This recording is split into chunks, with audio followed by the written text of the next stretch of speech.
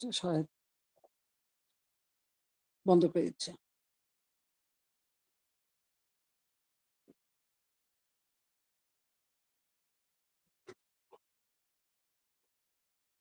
কি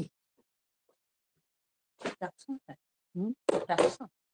আমার ডাকছো? না, এমনি কিছু। হ্যাঁ, হ্যালো, কথা শোনা যাচ্ছে?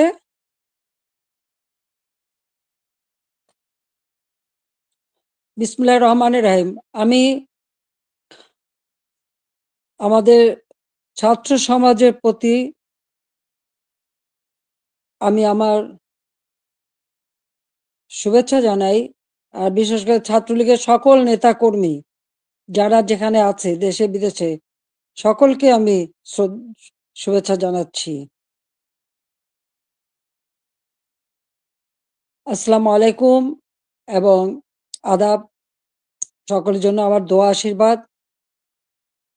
বাংলাদেশ একটা ক্রান্তি লগ্নের মধ্য দিয়ে চলছে। বাংলাদেশকে নিয়ে যেন একটা ধ্বংসের খেলা শুরু হয়েছে। যে বাংলাদেশটা সারা বিশ্বের কাছে উন্নয়নের রোল মডেল ছিল, উন্নয়নের বিষয় ছিল, সেই বাংলাদেশের আজকে চরমভাবে ধ্বংস করে আজ একটা জঙ্গি সন্ত্রাসীদের দেশ হিসেবে পরিণত করা হয়েছে। এটাই হলো সব থেকে দুর্ভাগ্যের বিষয়। আগস্ট মাস আমাদের শোকের মাস। সেই আগস্ট মাসেই আবার এদেশের মানুষের অধিকার কেড়ে নেওয়ার জন্য যে চক্রান্ত করা হয়েছে তার শিকার আজকে সমগ্র দেশ। এদেশের বাংলাদেশের কৃষক, শ্রমিক, ছাত্র, জনতা, সরকারি অসরকারি কর্মকর্তা কর্মচারী থেকে শুরু করে কেউ রেহাই পাচ্ছে না। পুলিশ বাহিনী কেউ রেহাই পাচ্ছে না। এদের ধ্বংসের খেলা আর রক্তের খেলা আজকে বাংলাদেশকে ক্ষত বিক্ষত করে দিচ্ছে। তোমাদের মনে আছে ২০১৮ সালে ছাত্রদের একটা কোটা আন্দোলন শুরু হয়। আমি তো সে আন্দোলন আমি তাদেরকে কিছুই বলিনি, বরং কোটা বন্ধ করে দিয়েছিলাম, তাদের দাবি পূরণ করেছিলাম। এরপরে মুক্তিযোদ্ধা কয়েকটা পরিবার একটা কোর্টে মামলা করে, তার একটা রায় হয়। সেই রায়ের যখন কোটা আবার চালু করে, আমরা সরকারের পক্ষ থেকেই রিট করে সেটা স্থগিত করে দিই। প্রকৃতপক্ষে আর কোটা আন্দোলন বা কোটা ইস্যুটাই ছিল না। কিন্তু এটা যে কোটা আন্দোলন ছিল না, এটা যে ছিল একটা ভিন্ন ষড়যন্ত্র, সেটা আমি বারবার বলেছি। এটা ছিল সেই একজন ক্ষমতার লোভী, তার মেটিকুলাস ডিজাইনের একটা অংশ। সেই অংশ হিসেবে সে ছাত্র হত্যা করেছে, জনগণকে হত্যা করেছে, আওয়ামী লীগের নেতাকর্মী হত্যা করেছে, পুলিশ হত্যা, সাংবাদিক হত্যা, সাংস্কৃতিক কর্মী হত্যা, সারা দেশটাকে ক্ষত বিক্ষত করা, অর্থনীতিকে ধ্বংস করা। আমাদের মহান নেতা জাতির পিতা বঙ্গবন্ধু শেখ মুজিবুর রহমান তার জীবনটাকে উৎসর্গ করেছেন বাংলার জনগণের জন্য। সেই ছাত্র জীবনে যখন পাকিস্তানি শাসকরা আমাদের মাতৃভাষায় কথা বলার অধিকার কেড়ে নেয়, তারই প্রতিবাদ তিনি করেছিলেন। ঢাকা বিশ্ববিদ্যালয়ে তিনি আইন বিভাগের ছাত্র ছিলেন। আর এই প্রতিবাদ করবার জন্যই তিনি বাংলাদেশ ছাত্রলীগ প্রতিষ্ঠা করেন ১৯৪৮ সালের ৪ঠা জানুয়ারি। এবং বাংলাদেশ ছাত্রলীগ তমুদ্দুন মজলিস সহ আরো কয়েকটি প্রগতিশীল রাজনৈতিক দল নিয়ে ভাষা সংগ্রাম পরিষদ গঠন করেন। সেই ভাষা আন্দোলনে আমাদের যারা শহীদ হয়েছেন, আমি তাদের আজকে স্মরণ করি। সালাম, বরকত, জব্বার যারা জীবন দিয়েছেন, রক্তের অক্ষরে বলে গেছেন, আমরা মায়ের ভাষায় কথা বলতে চাই। আর এই আত্মত্যাগের মধ্য দিয়ে আমাদের যাত্রা শুরু। ধাপে ধাপে জাতির পিতা বঙ্গবন্ধু শেখ মুজিব এই বাংলাদেশের জনগণকে স্বাধীনতার চেতনায় উদ্বুদ্ধ করেন, এবং তারই নেতৃত্বে আমরা পেয়েছি স্বাধীনতা, পেয়েছি মুক্তিযুদ্ধে বিজয়। আমি জাতির পিতা বঙ্গবন্ধু শেখ মুজিবুর রহমানের প্রতি শ্রদ্ধা জানাচ্ছি। শ্রদ্ধা জানাই জাতীয় চার নেতার প্রতি, ৩০ লক্ষ শহীদের প্রতি, ২ লক্ষ মা বোনের প্রতি। মুক্তিযোদ্ধাদের জানাই সশ্রদ্ধ সালাম। একটা যুদ্ধ-বিধ্বস্ত দেশের দায়িত্বভার নিয়েছিলেন বঙ্গবন্ধু শেখ মুজিব। মাত্র ৩ বছর ৭ মাসের মধ্যে সে যুদ্ধের ভয়াবহতা কাটিয়ে ওঠেন। ধ্বংসস্তূপের উপর দাঁড়িয়ে যে যাত্রা শুরু করেছেন শূন্য হাতে, সেই বাংলাদেশকে তিনি মাত্র ৩ বছর ৭ মাসের মধ্যে একটা স্বল্পোন্নত দেশে উন্নীত করেন। সে সময় যখন বাংলাদেশের মানুষের শান্তি শৃঙ্খলা ফিরে আসে, মানুষ একটু সুন্দর জীবনের স্বপ্ন দেখতে শুরু করে, ঠিক তখন আসে আঘাত। ৭৫ ১৫ই আগস্ট। ওই ধানমন্ডি ৩২ নম্বর বাড়ি, যেখান থেকে জাতির পিতা স্বাধীনতার ঘোষণা দিয়েছিলেন, পাকিস্তানি হানাদার বাহিনী তাকে গ্রেপ্তার করে নিয়ে গেছিল এই ঘটনার পর। তখন এই বাড়িটা তারা লুটপাট করেছিল, কিন্তু আগুন দিয়ে পোড়ায়নি, ভাঙেনি। মুক্তিযুদ্ধে বিজয়ের পর জাতির পিতা ফিরে আসতে সক্ষম হন বাংলাদেশে। ১০ই জানুয়ারি ১৯৭২ সালে তিনি প্রত্যাবর্তন করেন। এই বাড়িতে বসেই তিনি কিন্তু বাংলাদেশের এই বিধ্বস্ত বাংলাদেশকে গড়ে তোলেন। রাষ্ট্রপতি হিসেবে তিনি কিন্তু রাষ্ট্রপতি ভবনে থাকেননি, বা প্রধানমন্ত্রী হিসেবে প্রধানমন্ত্রী ভবনে থাকেননি। এই ছোট বাড়িটা, যে বাড়িটা আমার মা অনেক কষ্ট করে প্রতিটি ইট নিজের হাতে গেড়ে তিনি এই বাড়িটা গড়ে তুলেছিলেন। ওই বাড়িতেই ১৫ই আগস্ট আমার বাবা জাতির পিতা বঙ্গবন্ধু শেখ মুজিবকে হত্যা করা হয়। আমার মা বেগম ফজিলাতুন্নেছা মুজিবকে হত্যা করে। আমার ৩ ভাই, সকলেই আমার ছোট। মুক্তিযোদ্ধা ক্যাপ্টেন শেখ কামাল, মুক্তিযোদ্ধা লেফটেন্যান্ট শেখ জামাল এবং ছোট রাসেল, যার বয়স ছিল মাত্র ১০ বছর। তাদেরকে কিন্তু কেউ নির্মমভাবে হত্যা করে। কামাল জামালের নবপরিণীতা বধূ সুলতানা এবং রোজি জামালকে হত্যা করে। আমার একমাত্র চাচা শেখ আবু নাসের, তিনিও মুক্তিযোদ্ধা, পঙ্গু ছিলেন। ঘাতকের নির্মম বুলেটের আঘাতে তিনিও জীবন হারান। রাষ্ট্রপতির মিলিটারি সেক্রেটারি ছুটে এসেছিলেন ব্রিগেডিয়ার জামিল উদ্দিন, তাকেও হত্যা করে। পুলিশ অফিসার সিদ্দিকুর রহমানকে হত্যা করে। একই সাথে যুবনেতা শেখ ফজলুল হক মনিকে হত্যা করে, তার অন্তঃসত্ত্বা স্ত্রী আরজুমনি, তাকেও হত্যা করে। আব্দুর রব সানিবাদ, যিনি স্বাধীনতার সংগঠক ছিলেন, তাকে হত্যা করে। তার ১০ বছরের ছেলে আরিফ, ১৩ বছরের মেয়ে বেবি, ৪ বছরের নাতি সুকান্ত সহ ওই পরিবারের সদস্যদের নির্মমভাবে হত্যা করে। ১৫ই আগস্টে যারা শাহাদাত বরণ করেছে, আমি তাদের আত্মার মাগফিরাত কামনা করি।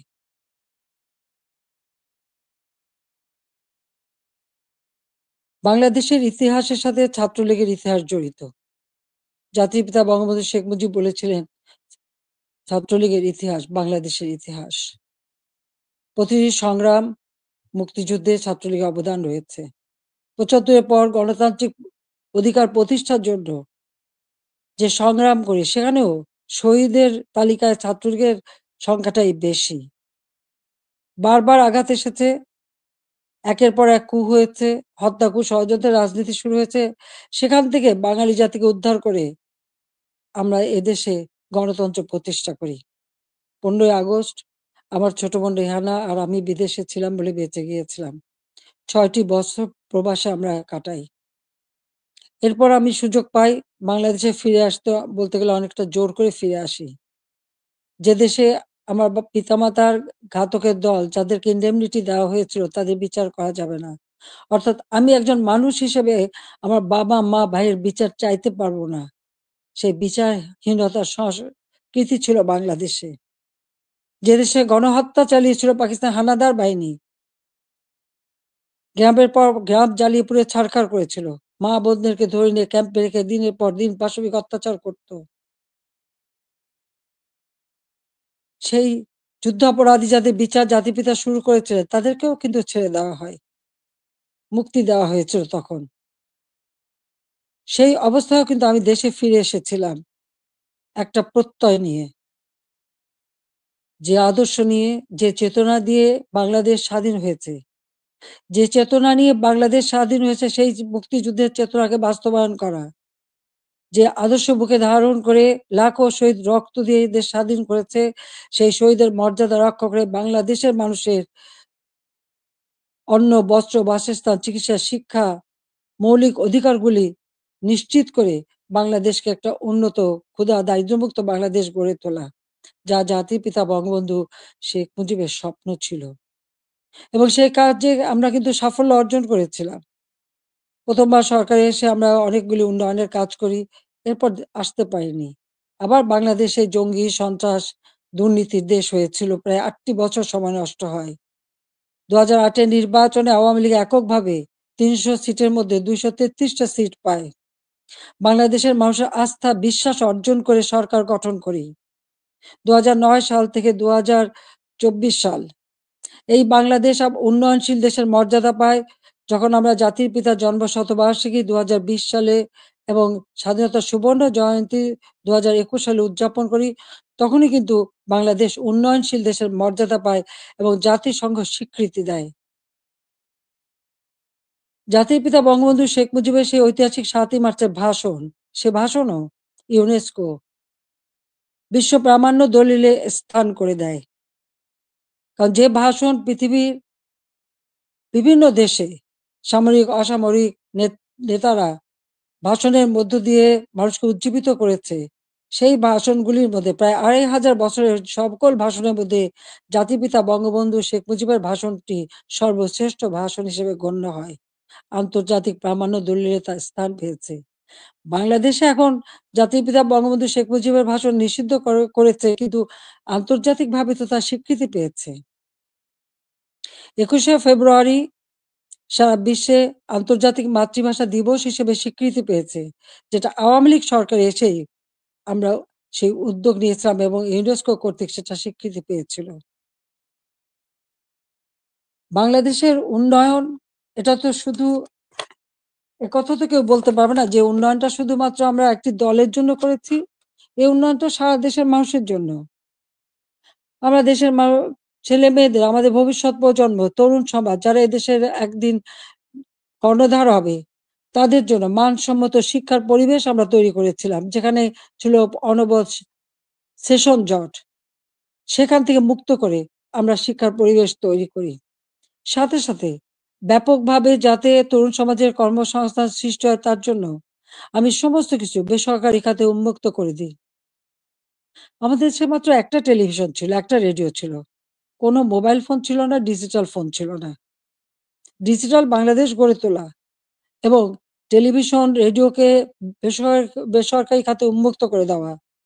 ব্যাংক, বিমান থেকে শুরু করে প্রতিটি প্রতিষ্ঠান বেসরকারি খাতে উন্মুক্ত করে দিয়েছিলাম একটা লক্ষ্য নিয়েই, যে আমাদের তরুণ সমাজের কর্মসংস্থানের ব্যবস্থা হবে, সেই লক্ষ্য নিয়েই।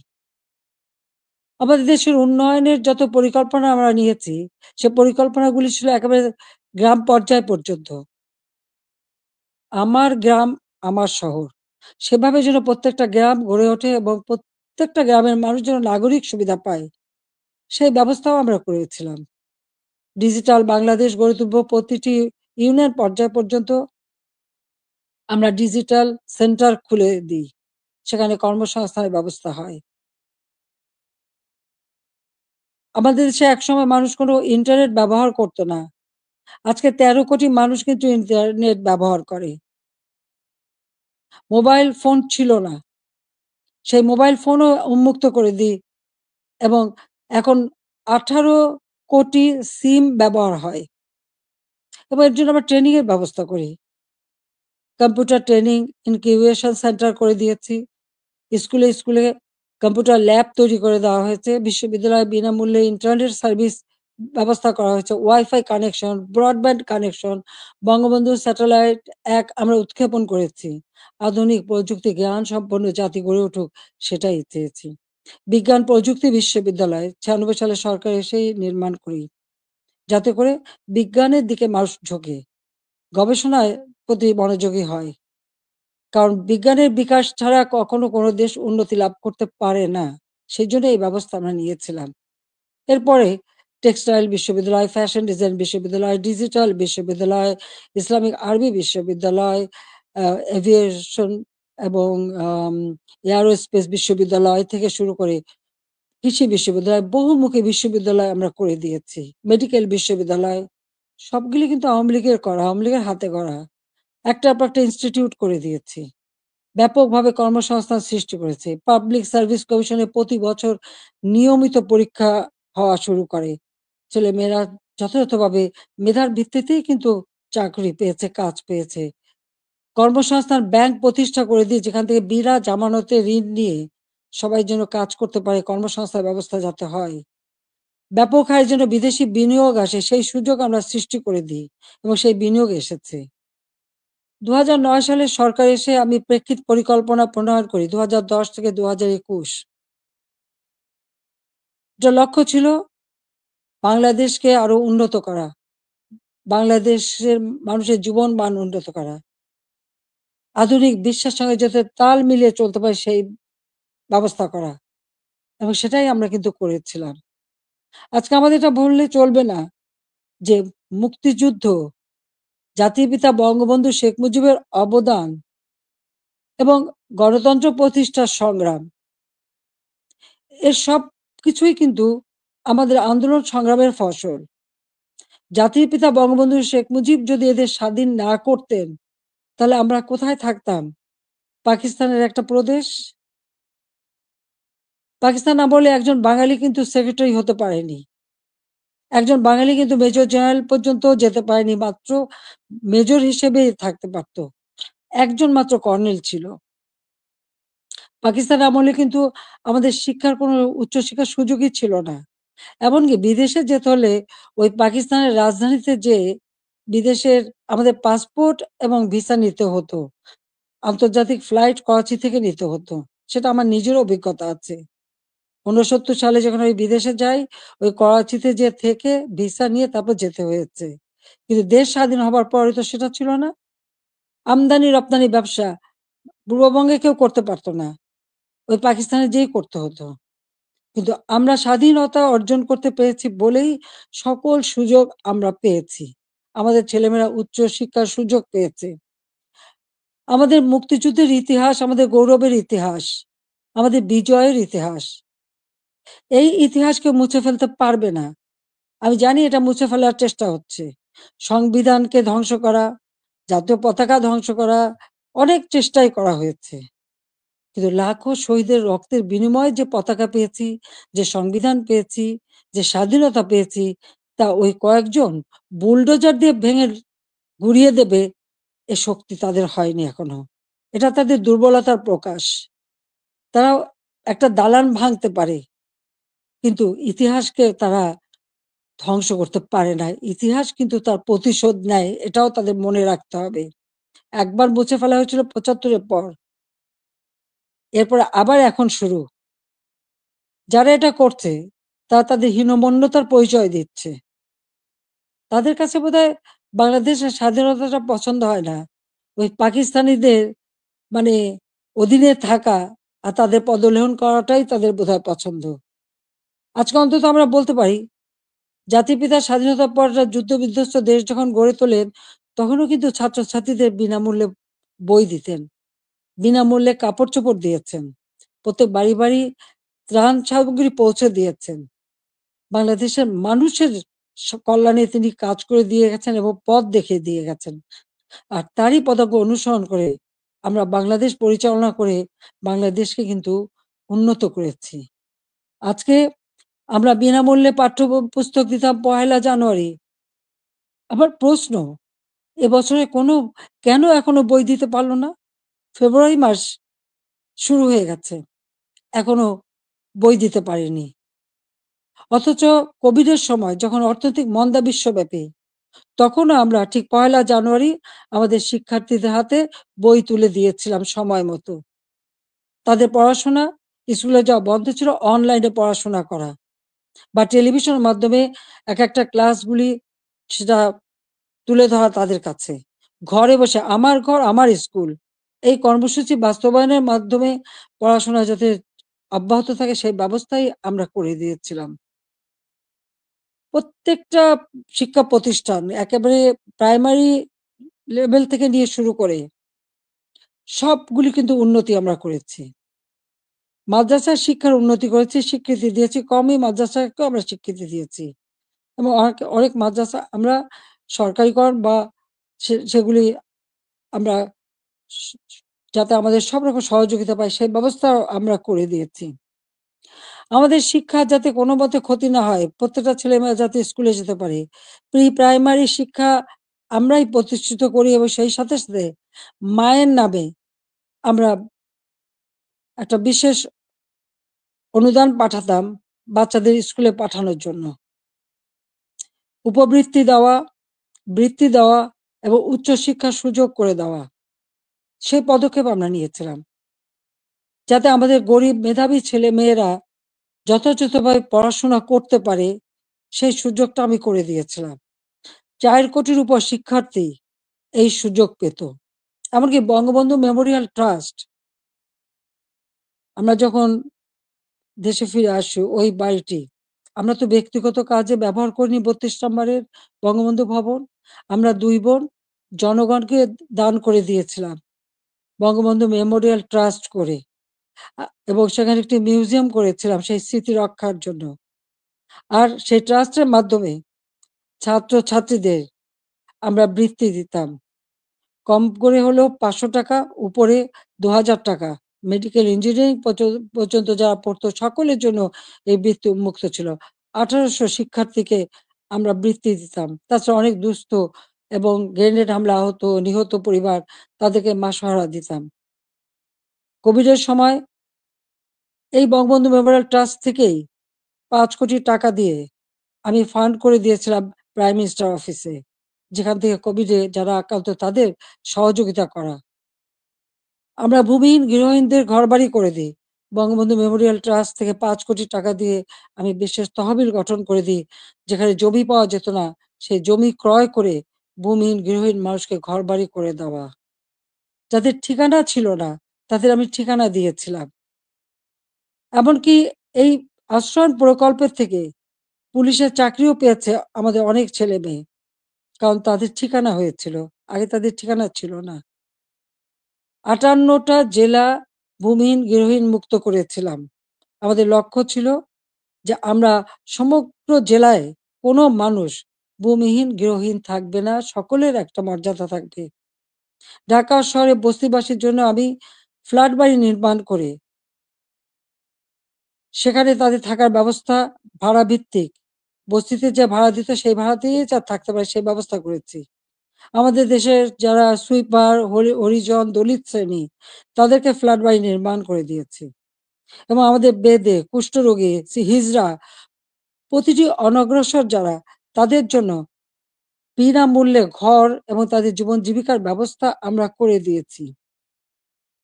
বাংলাদেশে আমি যখন 96 সালে সরকার গঠন করি মাত্র 1600 মেগাওয়াট বিদ্যুৎ ছিল। আমি 4300 মেগাওয়াটে উন্নীত করেছিলাম। কিন্তু পরবর্তীতে 8 বছর পর যখন আবার সরকারে আসি তখন পেয়েছিলাম মাত্র 3200 মেগাওয়াট। আমরা উদ্যোগ নিই, ঘরে ঘরে বিদ্যুৎ দেব, প্রতিটি ঘর আলোকিত করব। আমাদের কথা রেখেছি। প্রত্যেক ঘরে ঘরে আমরা বিদ্যুৎ পৌঁছে দিয়েছিলাম, প্রতিটি ঘর আলোকিত করেছিলাম। আমাদের লক্ষ্য ছিল যে একটি মানুষও কুঁড়ে ঘরে বাস করবে না, নিদেন পক্ষে একটা টিনের ঘরেও হলেও তাদের দেব।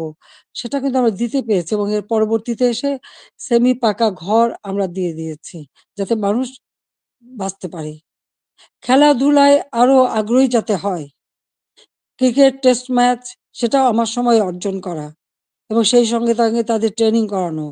ক্রিকেট, ফুটবল বা দেশীয় খেলা, হকি প্রত্যেকটা খেলার সুযোগ আমরা করে দিয়েছি এবং ছেলে মেয়ে উভয়ই সুযোগ পেত।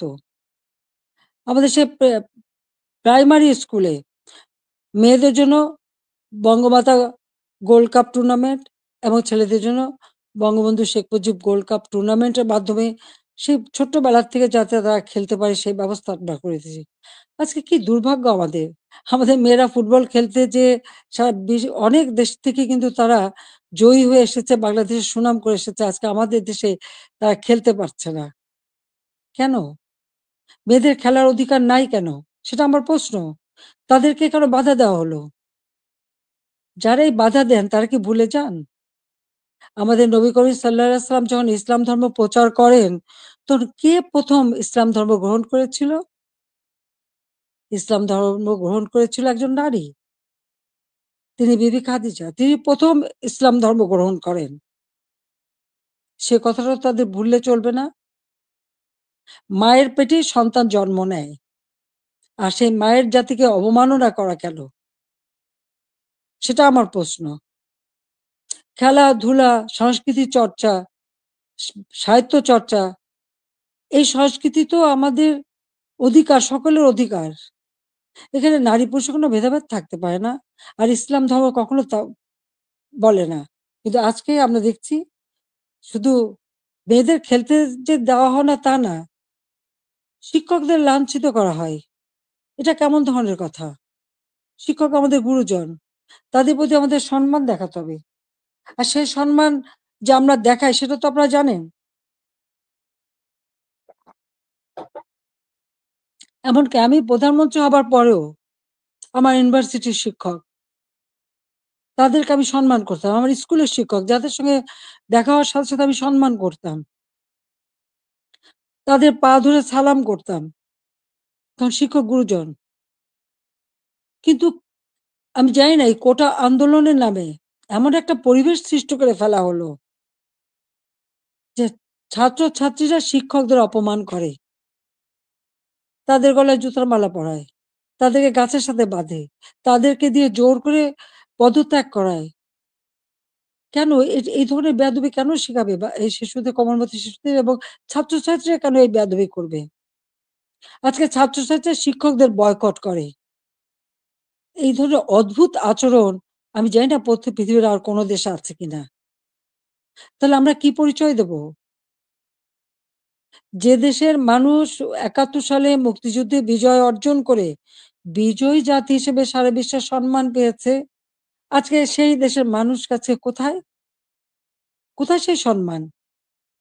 যে দেশটাকে আমি জাতির পিতা বঙ্গবন্ধু শেখ মুজিবের আদর্শ বুকে নিয়ে যে বাংলাদেশকে আমি উন্নয়নশীল দেশের মর্যাদা এনে দিয়েছিলাম। আমাদের অর্থনীতি, আন্তর্জাতিকভাবে ৩৫তম অর্থনীতির দেশ হিসেবে স্বীকৃতি পেয়েছে।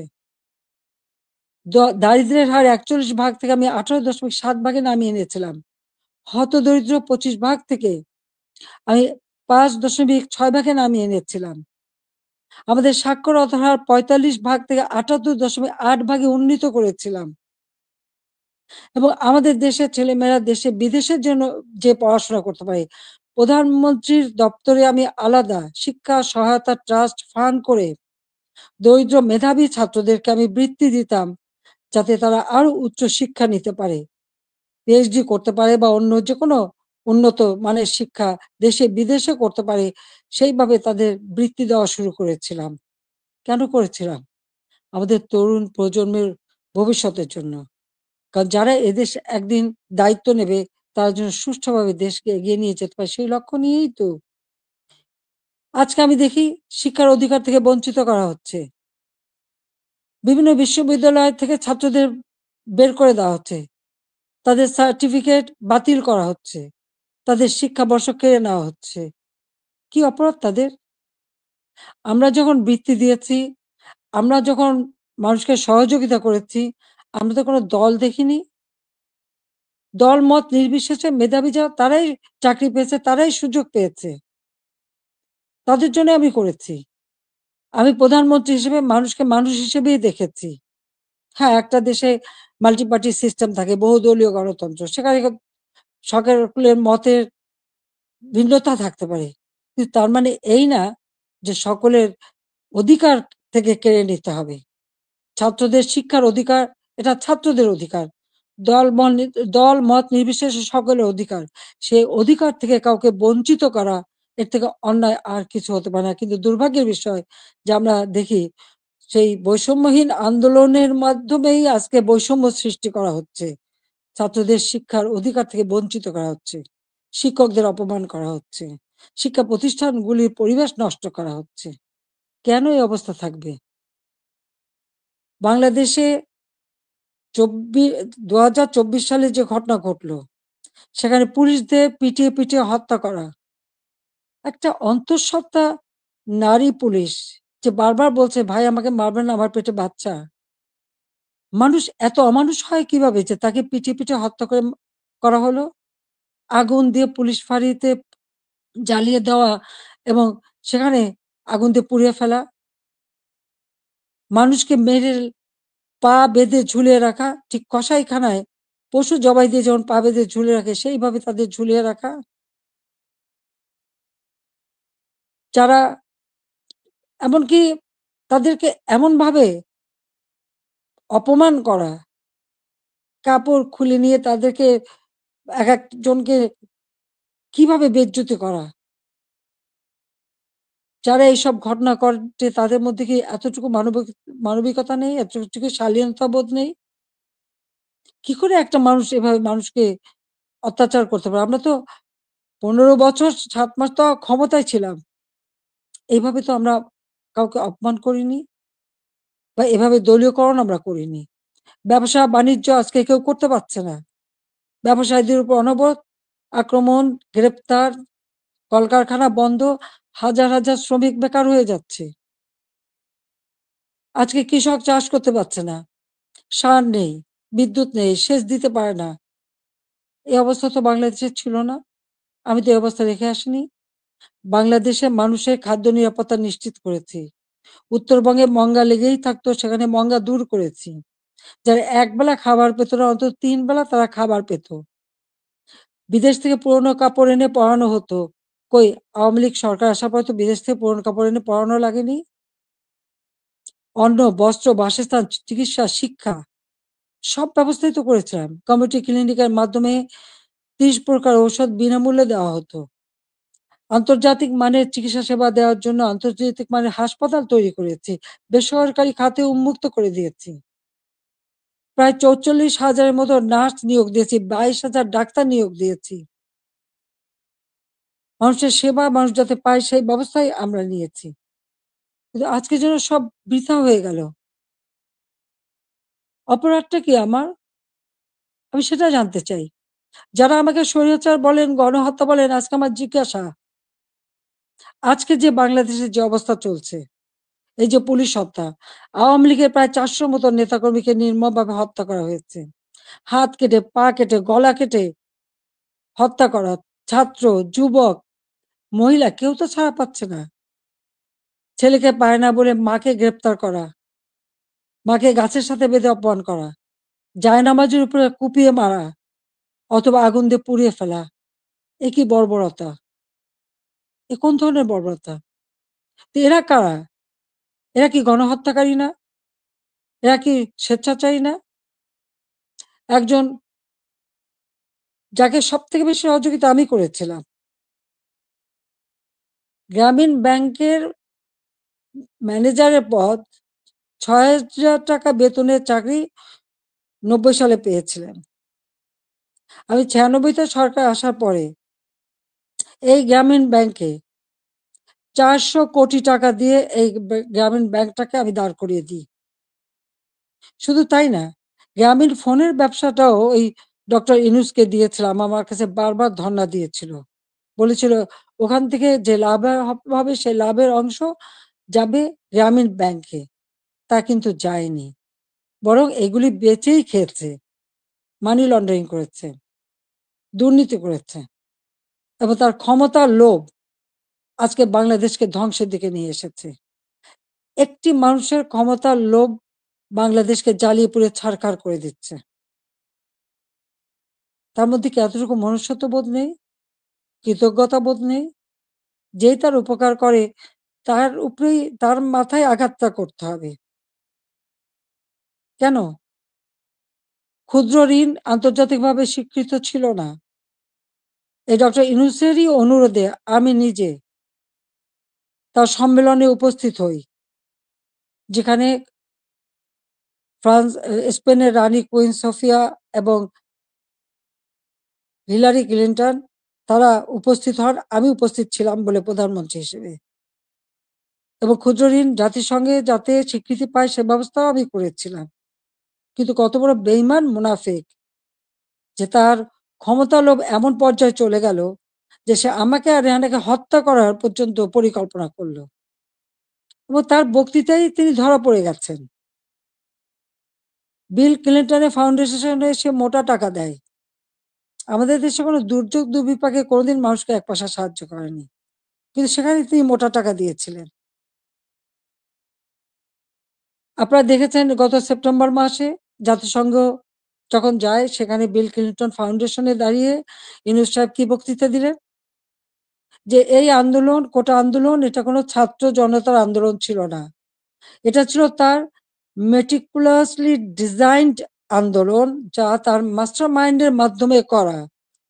ওই মাহফুজ আলমকে তার পরিচয় করে দিয়েছিল মাস্টার মাইন্ড হিসেবে। তার অর্থটা কি? ছাত্রদেরকে বিভ্রান্ত করা হয়েছে। আমাদের ছাত্ররা কোমলমতি, তারা ঠিক কোনটা সঠিক সবসময় তো বুঝতে পারে না, তারা ঝুঁকে চলে এসেছে। আবার আর একজন সমন্বয়ক বলল কি, গণভবন আক্রমণের আগে বেশি ছাত্র পায়নি, তাই ফলস আইডি কার্ড করে ভুয়া ছাত্র বানিয়ে নিয়ে এসেছিল। তার মানে এদের উদ্দেশ্যটা কি ছিল? আমি আজকে জাতির কাছে এটা জানতে চাই, এবং জাতির কাছে আমি বলবো, 15ই আগস্ট আমরা 2 বোন বেঁচে গিয়েছিলাম, এটাই কি আমাদের অপরাধ? বাবা, মা, ভাই সব হারিয়েছিলাম। সব হারিয়েও সেই শোক ব্যথা বুকে নিয়েও ফিরে এসেছি বাংলাদেশের মানুষের কাছে। কেন? আমি দেখেছি একটার পর একটা কূপ হচ্ছে, মুক্তিযোদ্ধাদের হত্যা করা হচ্ছে, গণতান্ত্রিক অধিকার নেই, পেটে ভাত নেই, প্রতিনিয়ত দুর্ভিক্ষ, চারিদিকে হাহাকার। যে বাংলাদেশ জাতির পিতা স্বাধীন করেছিলেন, দুঃখী মানুষের মুখে হাসি ফোটাবেন, মানুষের ক্ষুধার অন্ন যোগাবেন, সকল মৌলিক অধিকার নিশ্চিত করবেন, সেই বাংলাদেশে প্রতিনিয়ত এই ক্ষমতার লড়াই, একটা অশান্ত পরিবেশ। বাংলাদেশের মানুষের আর্থসামাজিক উন্নয়ন করবার জন্যই আমি এসেছিলাম, এবং আমি তা করেছি। কই, আমরা নিজের জন্য তো কিছু করিনি? আমাদের ছেলে মেয়ে, 5টা ছেলে মেয়ে, রানার আমার, তারা চাকরি করেছে, পড়েছে, লেখাপড়া শিখেছে। অক্সফোর্ড, হার্ভার্ড, এলএসসি অথবা লন্ডন স্কুল, বিভিন্ন জায়গা থেকে তারা ডিগ্রি পেয়েছে। তারা নিজেদের যোগ্যতায় ডিগ্রি নিয়েছে। তাদের জন্য তো আমি কিছু করিনি। তারা নিজেরা লেখাপড়া শিখে নিজের পায়ে দাঁড়িয়েছে। আমি তাদের একটা কথাই আমরা ২ বোন বলেছি আমাদের ছেলেমেয়েদেরকে যে, "তোমাদের জন্য কোনো সম্পদ রেখে যেতে পারবো না। তোমাদের শিক্ষাটাই হবে তোমাদের একমাত্র সম্পদ।" এবং তারা তাই করেছে। সেভাবেই তারা লেখাপড়া শিখে সেইভাবেই জীবনযাপন করে। আমি তো আমার নিজের জন্য কিছু করতে যাইনি। একমাত্র ৩২ নম্বর বাড়িটা, সেটাও তো আমি জনগণকে দান করে দিয়েছি আমরা ২ বোন। হ্যাঁ, জাতির পিতা পরিবারের নিরাপত্তা দেওয়ার জন্য একটা আইন করা হয়েছিল। সেই সূত্রে একটা বাড়ি রেহানাকে থাকতে দেওয়া হয়েছিল। আর আমার স্বামী, তিনিও চাকরিজীবী নিউক্লিয়ার সায়েন্টিস্ট ছিলেন। তার একটা বাড়ি ৫ নম্বরে, যেটা জয়পুতুলের। আজকে সেই বাড়িও পুড়িয়ে দেওয়া হয়েছে। রেহানার বাড়িও লুট করা হয়েছে। আর গণভবন তো সরকারি। সেটা ভাঙাচোরা, লুটপাট, ২ হাতে লুট করা হয়েছে। এমনকি ডক্টর ইউনূস নিজেই ওখানে চলে গেছেন। তার সমন্বয়কদের সাথে নিয়ে, উপদেষ্টাদের সাথে নিয়ে। তিনিও বোধহয় লুটপাট করতে গিয়েছিলেন। আর ৩২ নাম্বার, এটা তো আমরা কোনো ব্যক্তিগতভাবে ব্যবহার করিনি। মিউজিয়াম সারা বিশ্বের অনেক বড়, বড় নেতারা এসেছেন। রাষ্ট্রপ্রধান এসেছেন, সরকার প্রধান এসেছেন। ওই বাড়ি ভিজিট করেছেন। আজকে সেই বাড়িটা ভেঙে ফেলা হচ্ছে। কেন? বাড়িটার কি অপরাধ? ওই বাড়িটাকে কেন এত ভয়? আমি দেশের মানুষের কাছে আজকে বিচার চাই। আমি দেশের জনগণের কাছে বিচার চাই। বলুন আপনারা। আমি কি আপনাদের জন্য কিছুই করিনি? আমি কি আপনাদের অন্ন, বস্ত্র, বাসস্থান, চিকিৎসার ব্যবস্থা করে দেইনি? আপনাদের ঘরে আলো জ্বালিনি? আপনাদের ছেলেমেয়ের লেখাপড়া শিক্ষার ব্যবস্থা করিনি? রাস্তাঘাট, পুল, ব্রিজ করে আপনাদের যোগাযোগের ব্যবস্থা, কর্মসংস্থানের ব্যবস্থা করে দেয়নি? তাহলে কেন এই অপমান? কেন এই বাড়িটা ভাঙা হবে? এই বাড়ি থেকে তো স্বাধীনতার ঘোষণা দিয়েছিলেন জাতির পিতা। আর স্বাধীন দেশ হয়েছিল বলেই তো আজকে বাংলাদেশ এত উন্নত হয়েছে। তাহলে এই বাড়ি কারা ভাঙে? আমি আপনাদের কাছে, দেশের জনগণের কাছে এই বিচার চাই। আমি ছাত্র সমাজের কাছেও এটা বলবো যে, যারা বিভ্রান্ত করে তোমাদেরকে বিভ্রান্তির পথে নিয়ে গিয়েছিল, ওই সাধারণ ছাত্রছাত্রীদের প্রতি তো আমাদের কোনো রাগও নেই, কোনো অভিযোগও নেই। কারণ আমি জানি তোমাদের এই বয়সটাই এরকম। কিন্তু সকলে তো এর মধ্যে ঢোকেনি তো। যারা আজকে এই ধরনের ধ্বংস করছে, যারা মানুষ হত্যা করেছে, তারা তো খুনি হিসেবে চিহ্নিত হবে। এখানে সাধারণ ছাত্রছাত্রীদের কোনো দায়বদ্ধতা নেই। কাজেই আমি মনে করি যে এর থেকে সাধারণ ছাত্রছাত্রীদের দূরে থাকা ভালো। এদের এই ধ্বংসযজ্ঞে যেন অংশ না নেয়। বরং লেখাপড়ার পরিবেশ ফিরে আসুক, আরো উন্নত জীবন তোমরা পাও, আমি সেই দোয়াই করি। কিন্তু যে ইতিহাস আমাদের রক্তের অক্ষরে লেখা, সেই ইতিহাস ভুললে পরে নিজেদের অস্তিত্ব থাকবে না। সেই ইতিহাস ভুললে পরে আমরা বিশ্বে মাথা তুলে দাঁড়াতে পারবো না, চলতে পারবো না। ১৫ই আগস্টের পরে আমরা পারতাম না। খুনের জাতি হিসেবে পরিচিত ছিল এই দেশ। ভিক্ষার জাতি হিসেবে পরিচিত ছিল। প্রাকৃতিক দুর্যোগের দেশ হিসেবে পরিচিত ছিল। আমি সেখান থেকে বাংলাদেশকে উন্নত করে উন্নয়নের রোল মডেল হিসেবে সারা বিশ্বে বাংলাদেশের সম্মান নিয়ে এসেছিলাম। সারা বিশ্ব বাংলাদেশের উন্নয়নকে বিস্ময় বলে পরিচয় করত। তারা বিস্ময় বলে স্বীকার করত। কিন্তু ২০২৪ সালের এই আগস্ট মাস থেকে আজকে বাংলাদেশ আবার সেই ধ্বংসের দেশ। আমার একটা প্রশ্ন, জুলাইয়ের ১৫ তারিখ থেকে যত রকমের হত্যাকাণ্ড, পুলিশ হত্যা, আওয়ামী লীগ নেতাকর্মী হত্যা, ছাত্র হত্যা, শিশু হত্যা, যত হত্যা হয়েছে, কেন ইন্ডেমনিটি দেওয়া হলো? অপরাধ করলে অপরাধীদের শাস্তি পেতে হবে। যারা অগ্নিসংযোগ করা হলো, ওই মেট্রো রেল, তারপরে এক্সপ্রেসওয়ে, ফ্লাইওভার বা প্রত্যেকটা বিটিভি থেকে শুরু করে প্রতিটি প্রতিষ্ঠানে যে আগুন দেওয়া হলো, এবং সেটা সমন্বয়ক একজন বলেছে, পুলিশ হত্যা না করলে আর মেট্রো রেলে আগুন না দিলে নাকি বিপ্লব সফলতা। কিসের বিপ্লব? এই হত্যাযজ্ঞ ধ্বংসলীলাই কি বিপ্লব? বিপ্লবের অর্থ বোঝে? তারা নিজেরাই স্বীকার করছে, আর সেখানে তাদেরকে ইন্ডেমনিটি দেওয়া হয়েছে।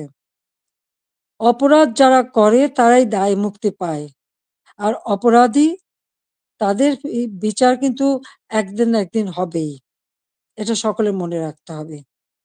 তো আমি আজকে এখানে ছাত্র সমাজ আছে, আমি সবাইকে বলবো, অন্তত মনোযোগী হও পড়াশোনায়, নিজের পায়ে দাঁড়াও, নিজের পিতামাতাকে সম্মান করো, শিক্ষকদের সম্মান করো, নিজের শিক্ষা প্রতিষ্ঠান, এই প্রতিষ্ঠান কোনো জঙ্গিদের হাতে তুলে দিও না।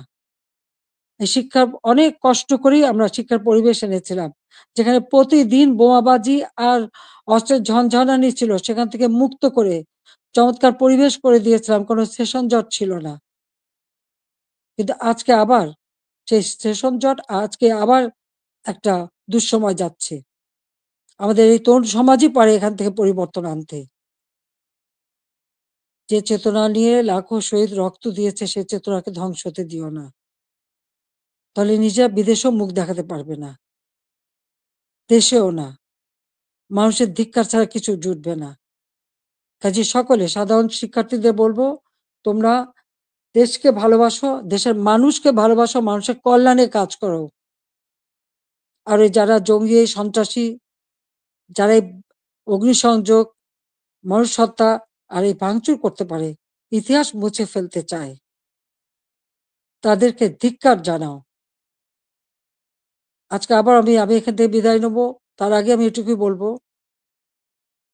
দেশের মানুষের কাছেই আমার জিজ্ঞাসা, যে যারা মানুষ হত্যা করে, যারা ধ্বংসযজ্ঞ চালায়, তারা ফ্যাসিবাদী, না যারা মানুষের কল্যাণ করে, অন্ন বস্ত্র বাসস্থানের ব্যবস্থা করে, ঘরে ঘরে আলো জ্বালে, দেশের মানুষকে উন্নত জীবন দেয়, তারা ফ্যাসিবাদী? কারা স্বৈরাচার?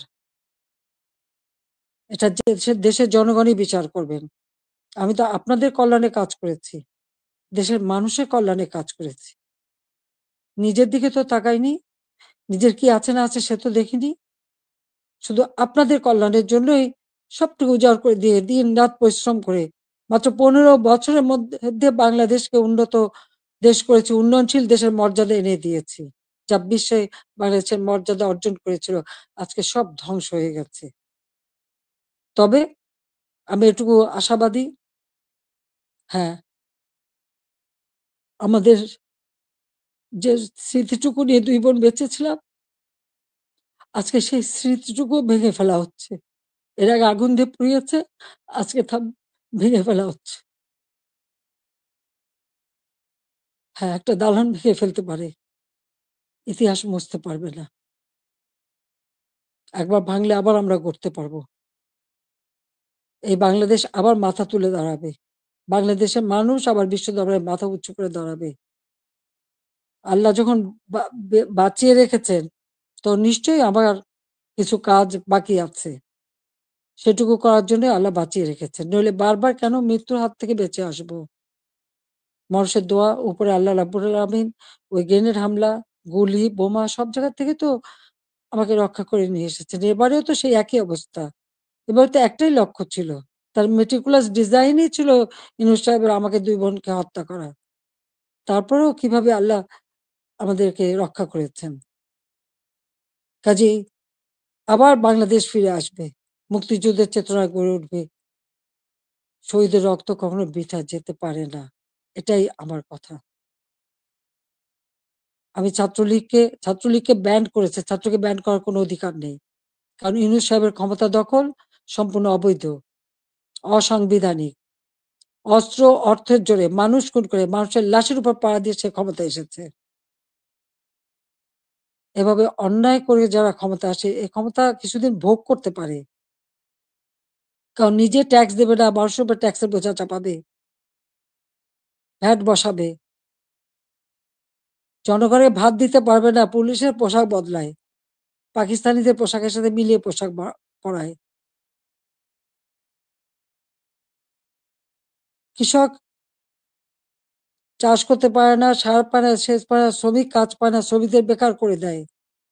অথচ নিজের অর্থ সম্পদ ঠিকই আছে এবং অর্থ পাচার করা অব্যাহত রেখে দিয়েছে। কাজে এ অন্যায় আল্লাহ রাব্বুল আলামিনও সইবে না। এবং বাংলাদেশের মানুষকেও বলবো, আপনারাও এই অন্যায়ের প্রতিবাদ করবেন, প্রতিরোধ গড়ে তুলবেন। বাংলাদেশকে এভাবে ধ্বংস হতে দেবেন না। আমি আছি আপনাদের পাশে। আমি যত দূরেই থাকি না কেন, আমার মন আপনাদের সাথে আছে। আর আপনারা আমার মনের ভিতরে আছেন। বাংলার জনগণকে নিয়ে তো সব শোক ভুলেছিলাম। বাংলাদেশের মানুষকেই তো একটা নিজের পরিবার হিসেবে আমি নিয়েছিলাম। আর সেইভাবে নিজের ছেলে-মেয়েকে স্নেহ-বঞ্চিত করেছি। কিন্তু আপনাদের জন্য দিন-রাত পরিশ্রম করেছি। কাজে আমি আপনাদের কাছেই বিচার চাই, আর আপনাদের সহযোগিতা চাই। যে এই ধ্বংসযজ্ঞ থেকে যেন বাংলাদেশ মুক্তি পায়, এই দমবন্ধ করা পরিবেশ থেকে যেন বাংলাদেশের মানুষ মুক্তি পায়, বাংলাদেশের মানুষ যেন জীবনের নিরাপত্তা পায়, শান্তিতে চলতে পারে, সেটাই আমাদের কামনা, সেটাই আমরা চাই। কাজে আজকে যারা এই ধরনের দুর্বৃত্ত পরায়ণ করছে, এই দুর্বৃত্ত পরায়ণদের হাত থেকে, এই দুর্বৃত্তদের হাত থেকে দেশকে রক্ষা করতে হবে। তার জন্য সকলকেই ঘুরে দাঁড়াতে হবে, প্রতিরোধ গড়ে তুলতে হবে। আসুন সকলে মিলে আবার আমরা আমাদের দেশকে মুক্তিযুদ্ধের চেতনায় গড়ে তুলি। ইনশাআল্লাহ 2041 সালের মধ্যে বাংলাদেশ ক্ষুধামুক্ত, দারিদ্র্যমুক্ত, উন্নত, সমৃদ্ধ, স্মার্ট বাংলাদেশ হিসেবে গড়ে উঠবে এবং সেটা আমরা করব, করতে পারবো ইনশাআল্লাহ। জয় বাংলা, জয় বঙ্গবন্ধু, বাংলাদেশ চিরজীবী হোক। ছাত্রলীগকে ধন্যবাদ আজকে এই সুযোগটা করে দেওয়ার জন্য। তোমরা ভালো থাকো, তোমাদের দোয়া করি। সেই সাথে সাথে সকল ছাত্র সমাজ, তাদের জন্য আমার দোয়া, আশীর্বাদ রইল। সবাইকে আবারও বলবো, মনোযোগ দিয়ে লেখাপড়া শেখো, দেশকে ভালোবাসো, দেশের মানুষকে ভালোবাসো, দেশের কল্যাণে কাজ করো। আমার দোয়া আশীর্বাদ সবসময় তোমাদের জন্য থাকবে। খোদা হাফেজ। জয় বাংলা, জয় বঙ্গবন্ধু।